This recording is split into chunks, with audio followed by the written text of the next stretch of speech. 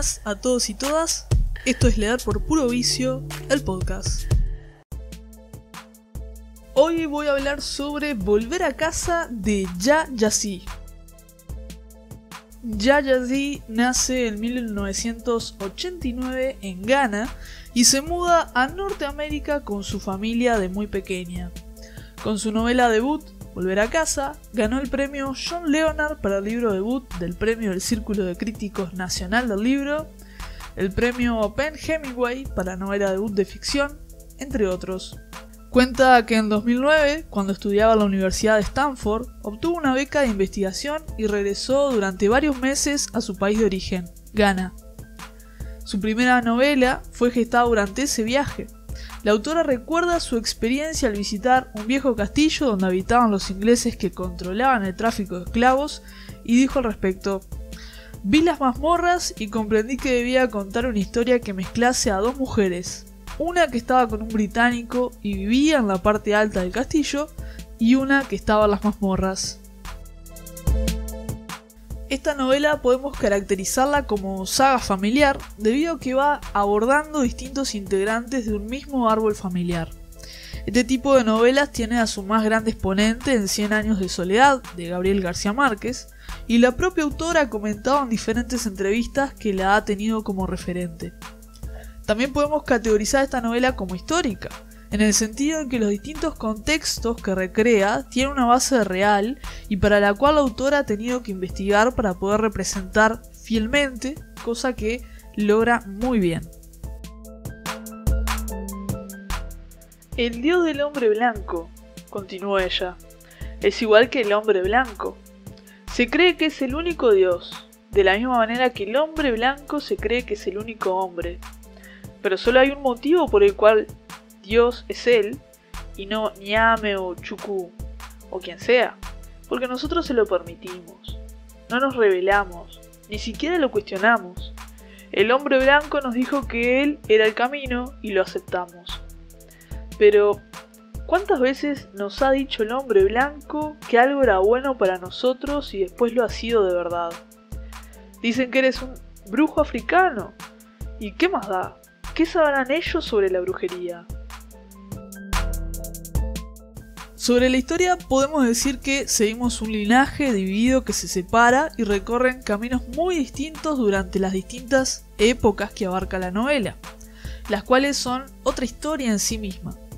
Comienza en la Costa del Cabo, en pleno colonialismo, cuando los británicos lucran con el comercio de esclavos. Conocemos a los asantes y a los fantes, las disputas tribales, cómo este comercio se sostiene por las disputas territoriales entre los distintos grupos que luego comercian con los vencidos.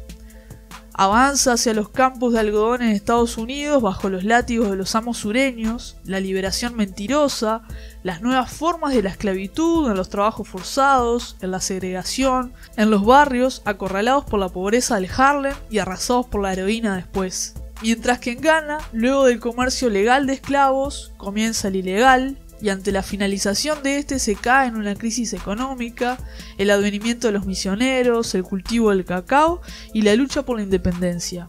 Por sobre los dramas y tragedias personales que conocemos de mano de los personajes, también accedemos a la otra protagonista que es el contexto histórico, social y política en el cual están inmersos y que condiciona sus vidas.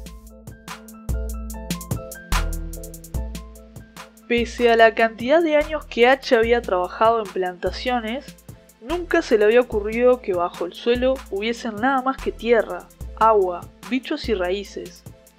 Ahora sabía que había toda una ciudad subterránea, más grande y extensa que cualquier condado en el que hubiera vivido o trabajado, y esa ciudad estaba ocupada casi en su totalidad por hombres y niños negros. Una ciudad con pozos en lugar de calles y cámaras por casas. Y en cada una de esas cámaras, por todas partes, había carbón. Considero que la visión de la historia que propone la autora es muy profunda. Primeramente vemos cómo hay una clara relación de opresores y oprimidos entre blancos y negros, pero esta no es la única. También queda patente la opresión que se ejercen mutuamente las distintas tribus por el control del territorio y el poder, vencedores y vencidos pobres y ricos. La mujer negra además está doblemente oprimida, por su raza y por su género. Se convierte en moneda de cambio, en botín de guerra, en reproductor de mano de obra esclava. Cercada además por los prejuicios de tener que ser madre o deber estar casada antes de determinada edad, entre otros. Desde el día que se conocieron, 5 años antes, ella lo había animado a regresar a casa. Le decía que tenía algo que ver con el perdón, pero Yao no estaba seguro de creer en él. Era una palabra que oía sobre todo en las pocas ocasiones que iba a la iglesia de los blancos. Por eso había empezado a parecerle una palabra que los blancos habían llevado consigo al llevar a África. Un truco que los cristianos habían aprendido y del que hablaban a voces y con libertad a la gente de la Costa de Oro. Perdón, clamaban mientras cometían sus injusticias. Cuando era más joven, Yao se preguntaba por qué no se limitaban a predicar que las personas debían evitar hacer el mal, pero cuanto más mayor se hacía, mejor lo comprendía. El perdón era un acto que tenía lugar después de actuar, un pedazo del futuro de la mala obra. Y si consigues que la gente mire al futuro, tal vez no se dé cuenta de lo que estás haciendo para herirlos en el presente.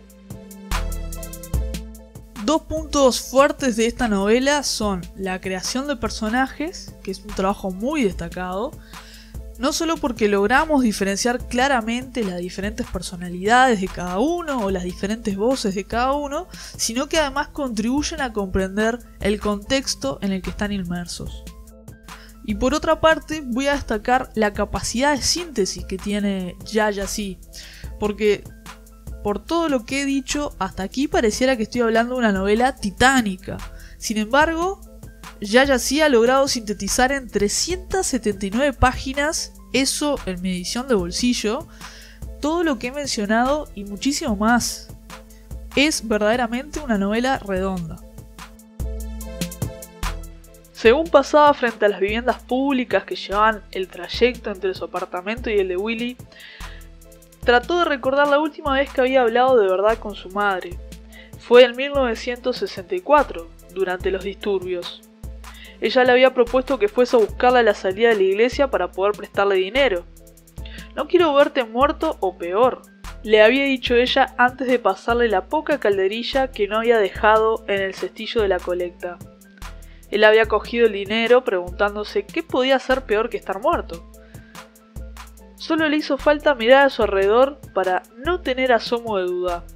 Apenas una semana antes, la policía de Nueva York había matado a tiros a un chico negro de 15 años, un estudiante, sin motivo aparente.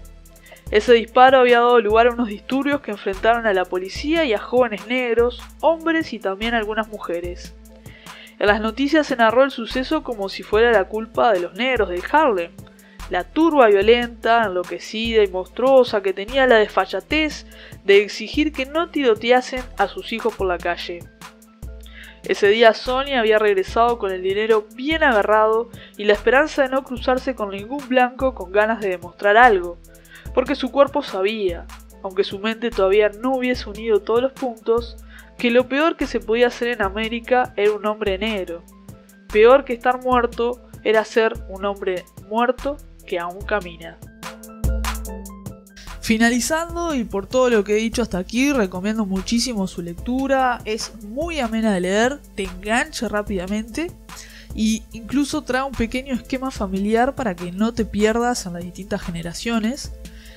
Es verdad que tiene algún que otro defecto en cuanto a que quizás peque un poco edulcorada con respecto a algunas relaciones románticas que plantea. Sin embargo, creo que es algo totalmente aceptable que no ensombrece el producto final. La califiqué con 5 estrellas en Goodreads. Hemos llegado al final del video. No olvides darle like, suscribirte. Te recuerdo que puedes encontrar mi blog leerporpurovicio.blogspot.com y también me puedes encontrar en Instagram